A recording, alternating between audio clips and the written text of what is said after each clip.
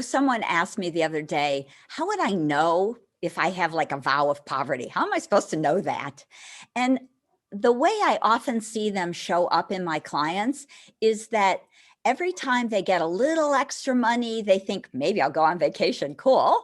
And then the car breaks, or there's a fender bender, or even worse, there's literally an accident and they have to buy a new car.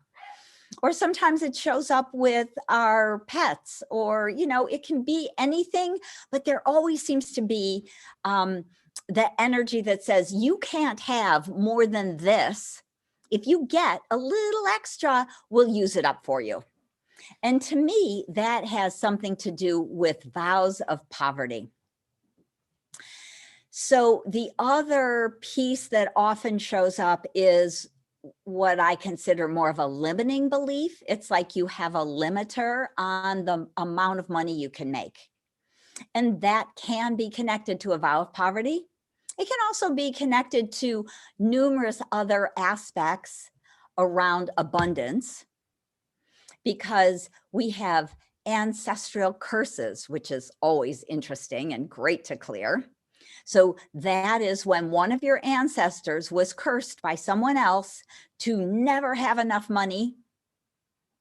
And sometimes there are other extreme kind of curses, like to never find love. Those will come down in ancestral lineage and affect people.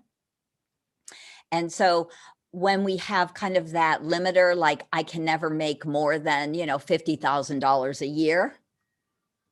I never get the better job. I never get a raise. I never get, hired to be the supervisor. It's like, what is that? Those can all be part of these vows that we've made. And they might be a vow of poverty. That's a huge one, because I would say that every spiritual person I've ever met has been a monk or a nun or a priest or part of the ancient mystery schools or the divine temples so many times in numerous lives. It's not just a one-time deal. We do this 20 times, 30 times, 50 times, because most of us live over 500 lives. And if your soul is here to be a spiritual teacher or to be a healer or to share higher ancient wisdom, then the likelihood is you have been doing that many, many, many different lifetimes. So sometimes we vow never to be rich because we've created not very happy lives for ourselves when we've had a lot of money. Sometimes we were a king or a queen or a very wealthy landowner, and we didn't have any friends. We were very alone because often we weren't very nice, right? It wasn't very safe to be rich, especially in the Dark Ages and the Middle Ages. Well, really thousands of years, because often we were very nomadic. So if you were carrying a bunch of money around or gold or jewels, it wasn't that unlikely to be killed, to be murdered for your jewels, to be robbed and killed. So in those lives, on those deathbeds, we'd say, I never want to be rich again because look, it got me murdered. So we make other kinds of vows, like vows never to be rich again. So when we start to look at money and abundance in the Akashic Records, what you realize is that there are often 3, 5, 8 different kind of layers and facets of information that have to do with why you can never make it more money, why you can never hang on to the money you make.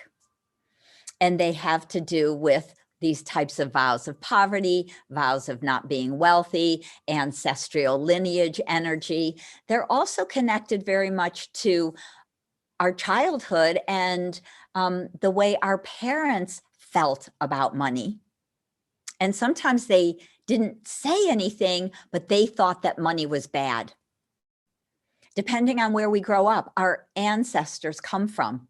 Often there are beliefs about the rightness or the wrongness of money. So it's not unusual to have ancestors or to come from a country where people believed that if you had money, you were a bad person. So all these levels and layers affect us. And to me, the wonderful thing is we can learn about it, and we can also learn to heal and clear it in your own Akashic records. And that's why I love to teach people the empowerment tool of the Akashic records.